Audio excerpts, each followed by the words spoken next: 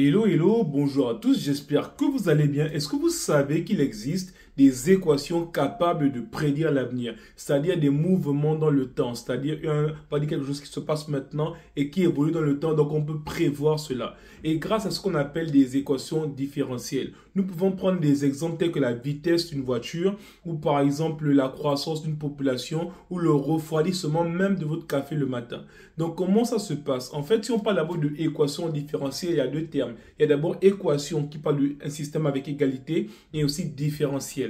Et donc, quand on parle d'équation, en fait, une équation classique, c'est ça. C'est-à-dire un exemple, 2x plus 3 est égal à 7. Lorsqu'on résout cette équation simplement, on tombe tout de suite à x égale à 2. Maintenant, quand on parle d'équation différentielle, est-ce qu'il y a une différence ou il y a un différentiel qui existe? Ça existe entre quoi et quoi? En fait, une équation différentielle, c'est juste une équation qui lie une fonction avec sa ou ses dérivés. Donc, qu'est-ce qu'on veut dire par là? Quand vous parlez, par exemple, en classe première terminale, quand on voit une fonction f, c'est la fonction classique. Quand on parle de f', c'est sa dérivée. Mais il existe des fonctions qui lient une fonction avec sa ou ses dérivés. Donc, f', f seconde, et ce qu'on appelle des équations différentielles. Et un exemple, là, lorsqu'on a f' est égal à 2f, en fait, ça se met sous une autre manière de mettre, on met y' est égal à 2y.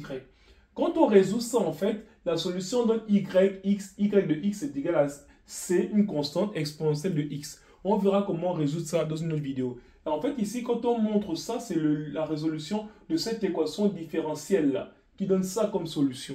Mais en fait, ça représente quoi concrètement? Ça peut imaginer, parce que vous voyez, plus le x devient grand, plus le résultat sera grand, puisque c'est une exponentielle de ce x-là. Et donc, ça, on va dire cette équation grandit en fonction de la valeur de x. Donc, ce qui se passe, c'est que là, ça peut mesurer, par exemple, la pente, une pente. C'est-à-dire que plus, on va dire, plus on avance dans le temps, plus la pente est raide. Et donc, c'est ce que ça mesure. C'est un exemple. Maintenant, quand on pense à ce qu'on appelle le mouvement d'un objet, en fait, ici, un exemple, voilà, on va dire un terre-plein, et on va dire, ou bien un terrain plat, et on va dire une voiture ou quelqu'un qui court.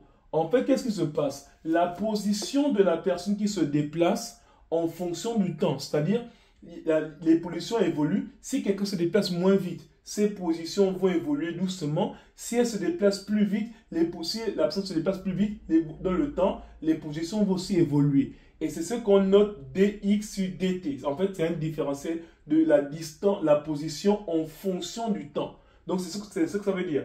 Donc, on va dire le déplacement d'un objet ou d'une personne en fonction du temps, c'est ce qu'on appelle la vitesse. Donc, en un mot, pour les physiciens, la vitesse, c'est juste la variation de la position en fonction du temps. Et en d'autres termes, pour faire simple, les scientifiques ont donné ce nom, ce qu'on appelle la vitesse. Et un exemple, si on prend une vitesse v de t qui est égale à 3t, en fait, la position, c'est quoi? C'est x de t égale à 3 demi de t carré plus c. Donc, en un mot, quand on a la distance, la position, lorsqu'on dérive, on tombe sur la vitesse. Et quand on a la vitesse, lorsqu'on fait l'intégrale, donc le sens inverse, on tombe sur la position. Donc, ça aussi, en fait, ça, c'est ce qu'on appelle aussi un différentiel. Donc, là aussi, il y a un différentiel là. Donc, là aussi, on fait allusion à des équations différentielles.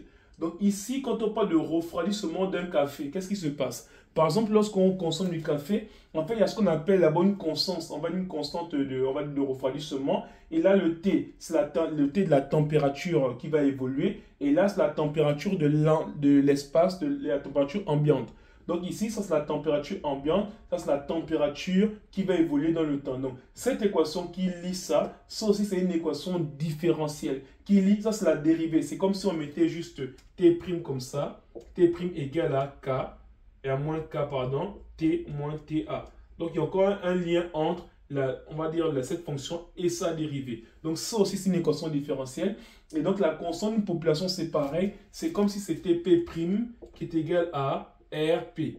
Mais en physique, on ne le donne pas P', on le donne D de P par rapport à T. Mais c'est aussi la même chose. En maths, c'est P', mais en physique, on note ça DP sur DT est égal à RP. Et là, en fait, ici, ça c'est pareil. Ça, c'est pour calculer, on va dire, l'évolution d'une population ou la croissance d'une population. Donc, sachez que les équations différentielles, en somme, nous permettent de pouvoir faire des prévisions dans le temps. Parce que ça lie une fonction et sa dérivée. Donc, les dérivées, on peut voir ça comme des évolutions. Donc, le lien entre la chose maintenant et la chose dans le futur.